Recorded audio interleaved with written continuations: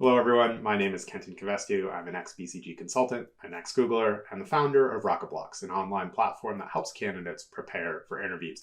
In this mock interview video, we've got Rocketblocks expert Rob Reiling, who's an ex-McKinsey Engagement Manager and a leader at the tech startup Opendoor, playing the role of the interviewer. And we have Yatharth Sharma, who is a BCG consultant, a graduate of the University of Chicago Booth MBA program, and another Rocketblocks expert as well, and he's playing the role of the candidate. It's a very cool case exploring the opportunity, sizing, and evaluating it for a premium travel experience. So let's go ahead and dive in. Hey everyone, and hi Rob, nice to meet you. My name is Yatharth and I'm a consultant at BCG. I'll be playing the role of the interviewee. Awesome. And my name is Rob Reiling. I'm a former engagement manager with McKinsey, and I've been doing case coaching for about 10 years, and I will be playing the role of the very mean, very aggressive interviewer. Just kidding. We'll make this reasonably nice. Awesome. Tell me when you are ready to go. I am ready to go, Rob. Awesome. All right. Your client is the largest American-based rental car company with over 400 airport locations and 9,000 total locations. Recently, the VP of Business Development was approached by one of the major U.S. airlines about a new partnership to create a premium travel experience for business travelers. The core idea is that the rental car company would partner to offer a premium rental service to business travelers. In the proposed experience, rental cars would be waiting at a special disembarkation zone for participating passengers where they'd be able to pick up their checked luggage, if they have any, and jump right into their rental car without dealing with shuttles to offsite locations. The airline has ambitions to roll out this service across key locations in the US and ultimately globally, but would first like to test this service in the Phoenix, Arizona Sky Harbor Airport. Given the airline's strong relationship with the airport management, it's a hub.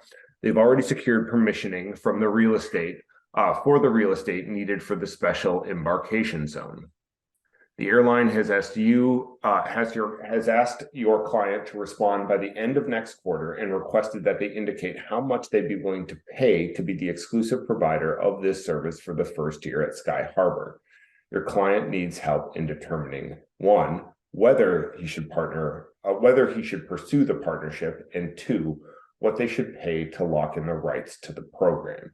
Before we proceed, do you have any questions about the setup? That's a very, very interesting setup. I'm familiar with certain partnerships around the world, but it's mostly loyalty programs, less of like actually getting real estate. So this is going to be very interesting. So in terms of just a few clarifying questions, our rental company, is it like one of the Ubers or the Toros of the world, or is it like an old school like Hertz or an Enterprise sort of? Your brain should go to Hertz, Avis, Enterprise, kind of large traditional owned fleet of vehicles. Okay. They own their own fleet. Awesome. And beyond the partnership that they're pursuing and like how much they want to pay, is there any other ulterior motive of the client? Do they want to probably understand any sort of profitability targets? Are there any growth targets that they're looking for? I mean, our client is a long-term profit maximizer, so they would like to make as much money as quickly as possible, please. Awesome. As we would also. Great stuff. So if I could take a few moments to just structure myself and come back to you, is that all right? Great. Awesome. Thanks. All right. I'm ready. So the way I'm thinking about this is in four different areas. I'm gonna think about trying to understand the market. Then we can walk through the financial aspects of this. We can then think about the internal capabilities of our client in terms of the rental company, and then any sort of strategic considerations that might come up. Now, in terms of the market, I'm thinking about obviously what are the number of passengers in Phoenix? Does it make sense? Just based on the number of business travelers, are there enough travelers? What sort of trends are we seeing? Is it a hub, etc.? The other piece in the market I'm thinking about is the competition. So what are some other rental players that might be actually pursuing this opportunity? And I just want to make sure that we will be able to penetrate the right level of market that we can. Also, there's another level of competition, not just the traditional rental companies, but companies like Uber and Lyft.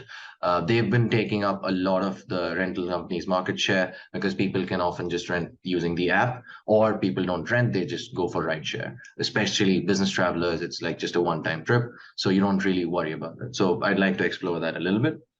In terms of the financials, I'd like to see what revenue opportunities this generates. It would probably be tied into just increased number of people taking the rental cars. So that's just an essential revenue uplift that we can think of. But there also might be certain cost uplifts because there might be just increased coordination in a designated area. Obviously, we'll have to pay the airline. It could be either like an annual fee or a one-time fee based on how the partnership model looks like. So those are some costs for us to explore. In terms of capabilities for our client, there's obviously something around the fleet size. Like, is the fleet size enough for us to just take on so many more business travelers? Can we actually handle that? So that's something to consider. Do we have the internal coordination logistics, which is very likely we should because we are the largest rental car company out there. So the logistics might be worked out pretty well. But another piece might be the technology capabilities. So do we have the right level of technology infrastructure set up for our business travelers to just know where their car is, walk up to the car, know the number? For example, in Uber, you can just see what the number of your car is. Will they have all of that up there? And do we have the technological capabilities to provide that? In terms of strategic considerations, we might want to think about this airline itself. So if we are partnering with an airline and if it's like a premium business offering that we have, is this a budget airline or is this like a premium airline itself? So that's something to definitely consider. Is this the right brand we can associate ourselves with? And then any sort of opportunity cost. So whatever we decide to pay them, is there any other place where we can place the same investment and probably get a higher return? But that's probably for a future stage discussion. Right now, we're mostly focusing on what's going to happen with this. So I'd like to just dig in a little bit further and try to understand what our market looks like. So mostly I'm trying to see how many business travelers are like coming in every day or every year in the Phoenix, Arizona airport to try to like size up this market opportunity. So do we have any information about that? Yeah, we absolutely do. And I think we're going to dive in there next. Before we do, though, I think a couple of quick questions. So we're focused, and obviously the conversation is mainly about Phoenix, but if you're in the shoes of your client, are you focused just on Phoenix, or what are you thinking about when you're thinking about pursuing this, what is effectively a pilot opportunity? Yeah, so we definitely have to start off with Phoenix as a pilot, and does it work? So some of the capability considerations might come into play, and so we will see, are we actually able to deliver on this offering? But the next step is going to be obviously to scale it up around the US and then hopefully around the world. And so for that, we might have to understand, is this airline actually the right partner? Do they have the right hubs? And do this airline's hubs align with our hubs? And so are we able to procure that real estate in all of these other airports? Some of our target markets might be smaller airports. Maybe they don't have the real estate. So that would be a future state strategic consideration for sure. Great. Awesome. So in the last year, Sky Harbor International Airport had around 21 million deplaned passengers, and roughly 50% of them were served by the U.S. airline that has approached your client about the partnership. Right. In addition, globally, about 15% of the travelers are business travelers who'd be eligible for this premium offering. The overall incoming traffic to Sky Harbor and the U.S. airline share of it is expected to stay stable for the foreseeable future. If your client pursued this opportunity, what volume of rentals could they expect to do via this channel, and how many would be truly incremental? All right, thanks for all of that information. That's useful. So we've got 21 million passengers, and as you said, about 50% of them have been served by our airline. So the first step I'm taking is like just the total number of passengers that have been served by the airline. That's 50% of 21 million. So that's 10.5 million passengers. The next up, we said that there's 15% of business travelers in this group. So I'll just do a 15% of 10.5. Just 1 second. A 10% of 10.5 is going to be 1.05 plus 0.5. We're looking at 1.575 million. We're looking at 1.575 million business passengers. Now, the next question I would have is these many business passengers are just coming in, but these folks might be taking ride shares or taking public transport, might have their own cars. So what I want to understand is what might be the share of business passengers that actually take any sort of rental car service, and then I can probably understand our own market share to figure out what is the amount that will take our rental service. So is it? It's 25% of business travelers rent a car, and you can assume that that is kind of traditional rental car model. Awesome. So in that case, 25% of folks are renting a car. So I'll just divide this 1.575 number by 4. So second, is it all right if I round this to 1.6 million instead of a 1.575? All right, thank you.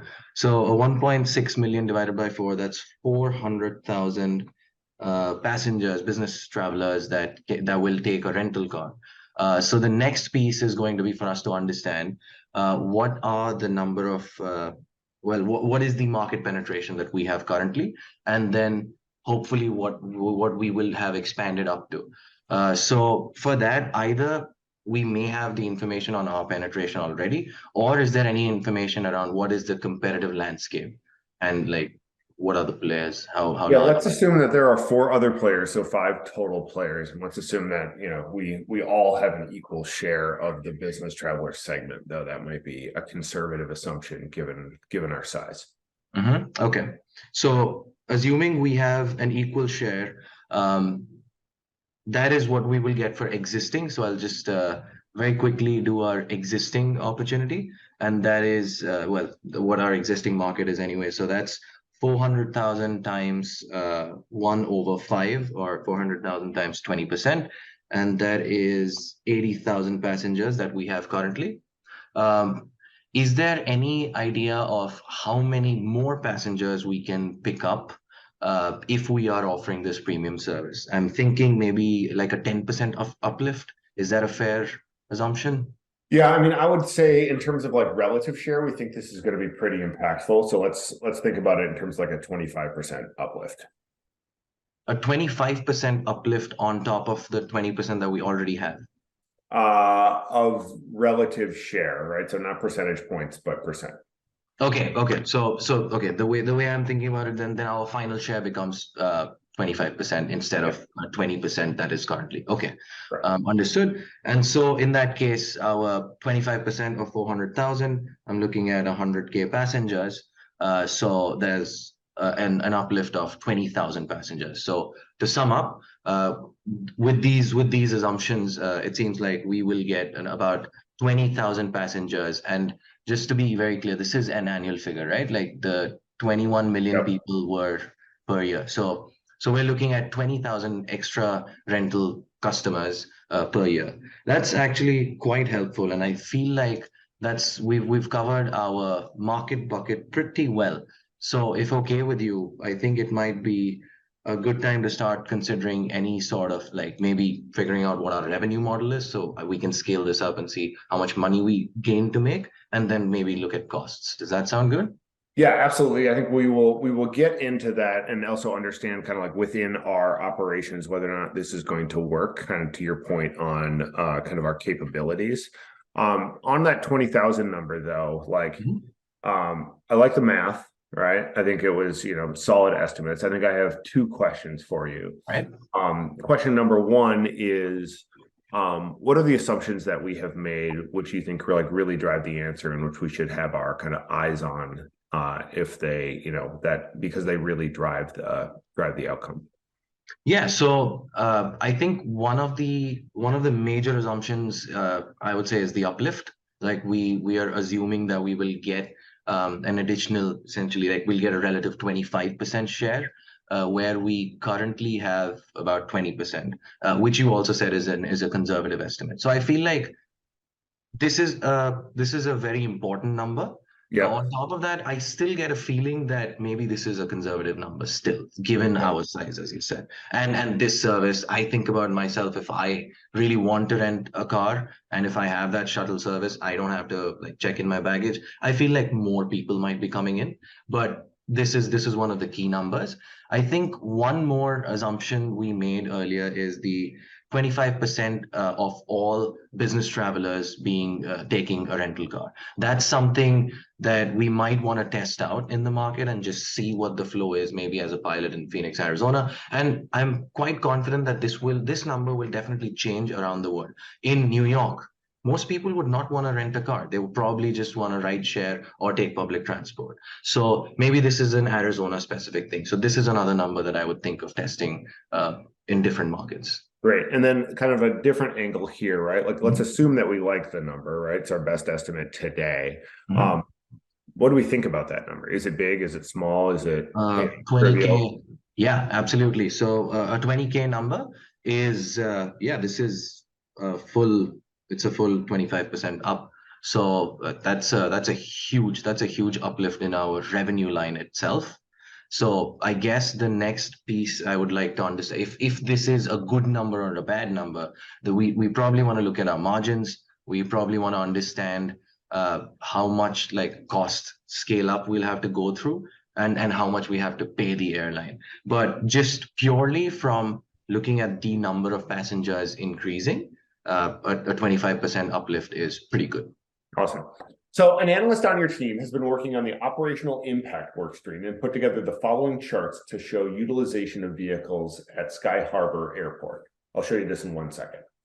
Furthermore, she mentions that the vast majority of rentals by business travelers fall into the compact or mid-size classification, and that the industry standard buffer for unutilized cars is 5% of the fleet. So what relevant insights does this new data highlight? And I'm going to start sharing right meow. All right, just taking a second to resize my screen. It's a bit small. All right, great. Thanks for sharing this. I'm seeing the utilization rates by day of the week. We have an idea of the fleet size now, so that's 300 total vehicles in our fleet size. So that's on the first chart. I'm also seeing that there's an average 80% utilization, and given that we want a 5% buffer, it looks like a good target utilization would be 95%. In the second chart, that is classifying the vehicle. So we've got compact, mid-size, sports, and luxury. All right. And then there's like what percentage of the vehicles are compact, mid-size, sports, and luxury. Awesome. So what I'm seeing here is that we have opportunity to expand the usage of our fleet from, it looks like, so 80%, so that's 60 vehicles are being unused right now. And so incorporating the buffer, we probably want about 45 vehicles to be used truly. Given that we've got 20,000 increased rentals, that number will definitely play a role. So do you think it's a good idea if I could just go ahead and divide 20,000 by, let's say, 360 and quickly come up with an estimated number of vehicles per day that we might need on top? Yep. All right, just a sec. So 20,000, I'm doing it divided by 360, if that's all right. And that's that is a 55, about 55 or 56 cars per day. We need an additional 55, 56 cars a day. We have 60, but we want to do 45. So there's still a risk of 10 additional cars that we might need, which will be pulled out from the buffer. But that I see that as an interestingly good thing. Just 1 second. I got a notification from Zoom. Sorry about that. Yep, I see that as a positive thing because that we have some room in the buffer to play with. That's helpful. Next up, I think the opportunity from compact and mid-sized will be able to fulfill some of our unmet demand, because that's 50% of of our fleet that's just like hanging out there as compact and mid-sized. So there still might be a gap of about 30 vehicles of sports and luxury vehicles that might be unutilized. Those are a few key insights that I'm seeing here. It might be time to probably pressure test our capabilities at this point, given that we are struggling to look at the fleet size increase.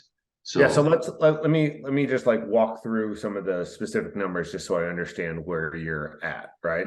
Yep.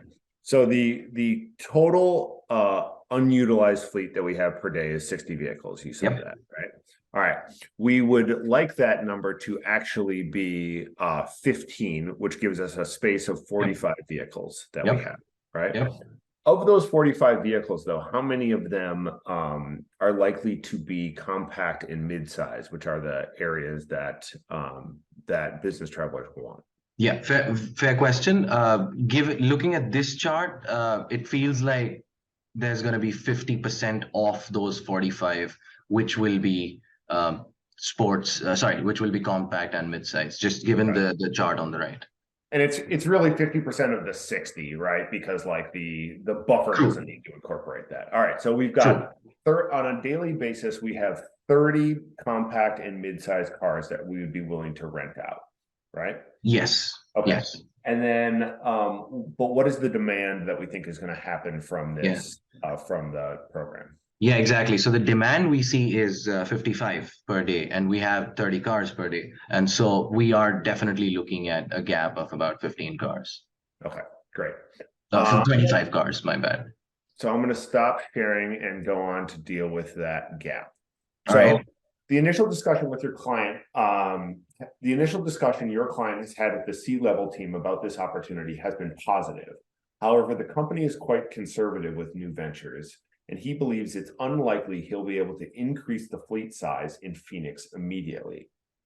If the company is short on vehicles, how might the company participate in this partnership without having to make a capital outlay to increase the fleet size? Without having to make a capital outlay. Okay, so we don't immediately want to put out some money out there. Okay.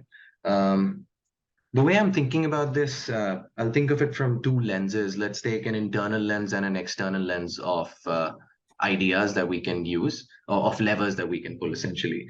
From an internal lens, just looking at the company itself, it might be possible for us to pull cars from other locations nearby to Phoenix, Arizona. So if there's any other hubs or any other rental locations beyond the airport, which are close to the airport, that we can draw from.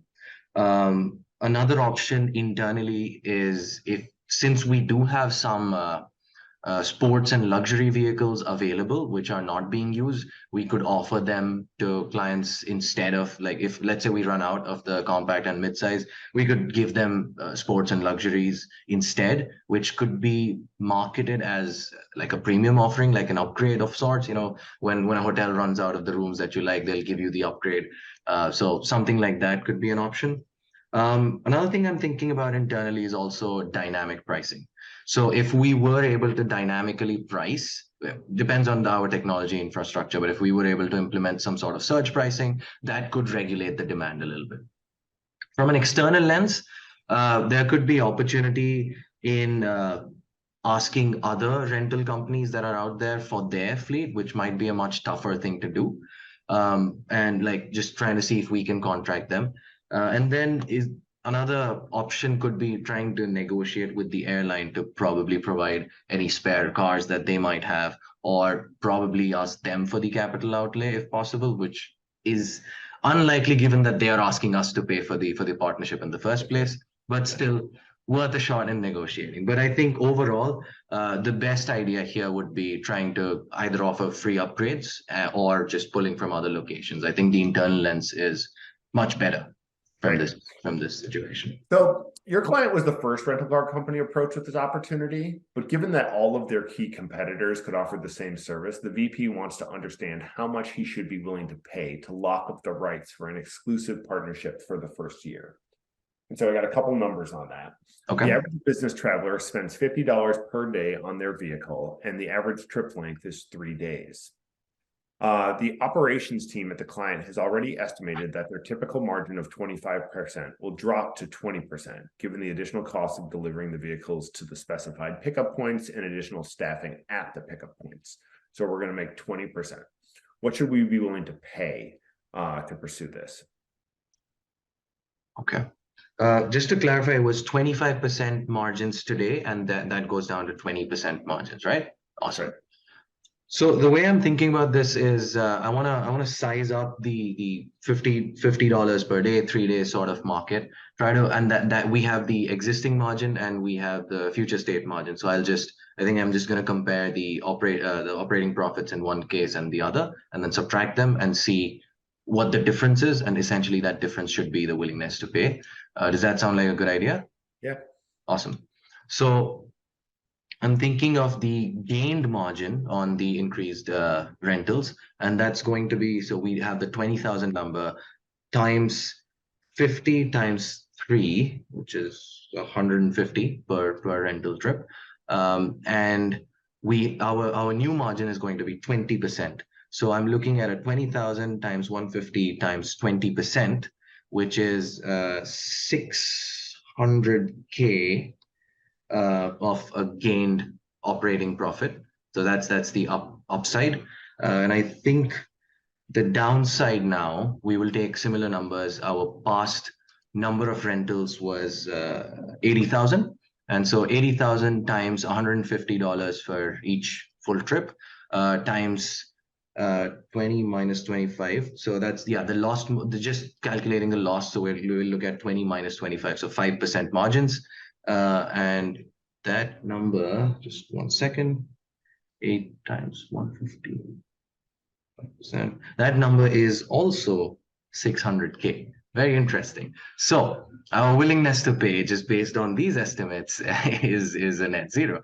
So in this case, it seems like there's not a great operating profit opportunity. But at this point, it feels like I still want to try to pressure test our past numbers, the assumptions that we had. Will we seriously just have a 25% margin? Will we not have more than, a market share of 25%? Will we not have more than 25%? That's one. And another place I would like to see is it really, are we really losing 5% of our margins due to the additional costs? Those are some areas to test out. Okay, awesome. Cool. So I think the final question, right? So we've got the VP kind of storms into the room, demands to know what is going on. So based on everything you've looked at and the analysis you've conducted, what course of action would you recommend? Okay. So my final recommendation, given what we have right now, is that they should not go ahead with the partnership, because the willingness to pay here is essentially zero, because the gain in market share is offset by the increase in cost. Essentially, that's what we are seeing, because $600K and 600K. A couple of risks in this approach of not going ahead with the partnership is that you do lose out on a diversified customer base. There's definitely an increased customer base that we might lose out on. And another thing is that there might be a competitive advantage loss, because competitors like Uber, like other non-rental cars, but like rideshare cars, could also come in and sweep in and take away the market. Those two might be essential risks. A couple of next steps I'm thinking of is trying to renegotiate with the airline with these numbers, and trying to say, if these are the numbers, it doesn't work out, can they put in certain capital towards the partnership? And also trying to explore other airline partners if we can, to see if they are willing to explore this opportunity with us. Awesome. All right. Thanks so much. Appreciate your time. Thank you so much for your time, Rob. This was super fun. Thanks. Hey everyone, it's Kenton Kavesti here, the founder of Rocketblocks. Thank you so much for watching this mock interview video. I hope you found it informative and helpful as you are getting ready to prepare for your own interviews and hopefully landing that job offer you are excited about. We have a ton of great content on the Rocketblocks channel coming out on a weekly basis, mock interviews, mini lessons, and chats with our Rocketblocks experts. So if you haven't subscribed yet already, please do so. There is a big red button below. And if you hit that, you'll get all of our content as soon as it comes out. Thanks for watching and have a great day.